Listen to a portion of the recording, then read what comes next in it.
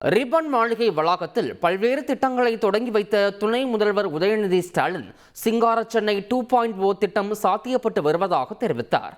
நிகழ்ச்சியில் சென்னையில் கவுன்சிலர்கள் எண்ணிக்கை அதிகரிக்க நடவடிக்கை எடுக்கப்படுவதாக அமைச்சர் KN நேரு தெரிவித்தார்.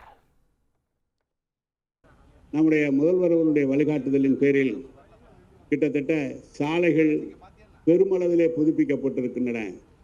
மழைநீர் வடிகால்கள் கட்டப்பட்டிருக்கின்றன.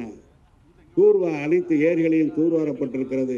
200 கவுன்சிலர் என்பதை மாண்பு முதலமைச்சர் அவர்கள் இதை இன்னும் அதிகப்படுத்தலாமா என்பதை உத்தரவுக்காக காத்திருக்கிறோம். சிங்கார சென்னை என்பதை இன்னும் விரிவுபடுத்தி சென்னை அருகில் இருக்கின்ற பகுதிகளிலே அதிகமாக மக்கள் வசிக்கின்ற பகுதியிலே சென்னை மாநகராட்சியோடு இணைத்து மிகப்பெரிய ஒரு மாநகராட்சியாக இந்தியாவில் இருக்கிற 4 பெரிய மாநகராட்சியில் ஒன்றாக சென்னை மிளிரும். சமீபத்தில் சென்னையில் 2 முறை பெருமழை வந்துச்சு, ஒரு புயலும் அடிச்சது. இந்த 2 இயற்கை சீற்றத்திலையும் மக்களுக்கு எந்த பாதிப்பும் ஏற்படாத வகையில் நம்முடைய கழக அரசு சிறப்பாக செயல்பட்டது. எல்லோருக்கும் எல்லாம் அப்படின்ற நம்முடைய திராவிட மாடல் ஆட்சியுடைய அடிப்படை போல சென்னை எல்லோருக்கும் எல்லாத்தையும் கொடுத்துக்கிட்டு இருக்கு. முதலமைச்சருடைய சிங்கார சென்னை 2.0 என மாபெரும் கனவு தற்போது சாத்தியப்பட்டு வருகின்றது.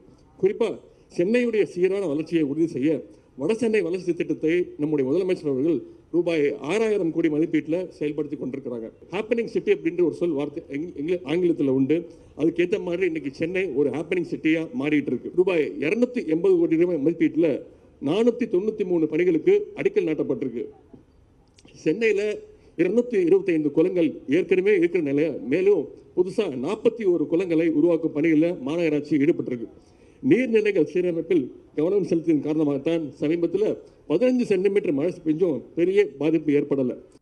தமிழ்நாடு உள்ளாட்சி அமைப்புகள் கேளிக்கை வரி சட்டத்திருத்த மசோதாவை தமிழக சட்டமன்றத்தில் நகராட்சி நிர்வாகத்துறை அமைச்சர் நேரு தாக்கல் செய்தார். கல்வி நிறுவனம் உள்ளிட்ட எந்த ஒரு நிறுவனத்தால் அனுமதி கட்டணம் வசூலித்து நடத்தப்படும் இசை நிகழ்ச்சி, நாடகம் அல்லது பிற நிகழ்ச்சிகளுக்கு கேளிக்கை வரி விதிக்க இதில் வகை செய்யப்பட்டுள்ளது. அதுபோன்ற நிகழ்ச்சிகளுக்கான அனுமதி கட்டணம் மீது 10% கேளிக்கை வரி விதிக்கவும் வசூலிக்கவும் உள்ளாட்சி அமைப்புகளுக்கு அதிகாரம் வழங்கப்படுகிறது. இந்நிலையில் அதிமுக MLA அக்ரி கிருஷ்ணமூர்த்தி இந்த மசோதாவை ஆரம்ப நிலையில் எதிர்ப்பதாக குறிப்பிட்டார். செய்திகளை உடனுக்குடன் தெரிந்து கொள்ள உடனே சப்ஸ்கிரைப் பண்ணுங்க.